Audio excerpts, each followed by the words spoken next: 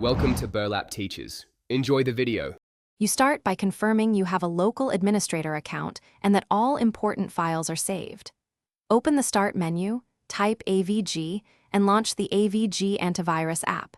If prompted, choose Run as administrator so changes apply system-wide. Once the dashboard appears, look for the Settings gear and the Real-Time Protection indicator. Make sure to note the current protection status so you can restore it later, and prepare to follow the next steps to temporarily deactivate protection safely. You now navigate to Settings, then Components or Protection, where the Real-Time Protection toggle lives. Toggle Real-Time Protection off. When AVG asks, choose a temporary duration if available or confirm until the next restart to limit exposure. Once you disable it, AVG will usually display a warning, acknowledge the risk, and proceed only if you understand it. Make sure to document the change with a quick screenshot or note so you can restore the original state.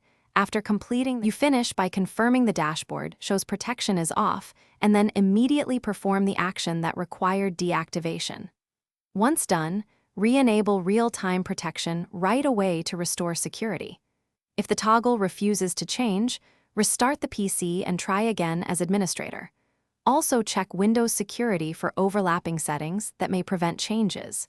If problems persist, run the built-in AVG repair from settings or gather the error messages and contact AVG support for guided assistance so you don't leave your system.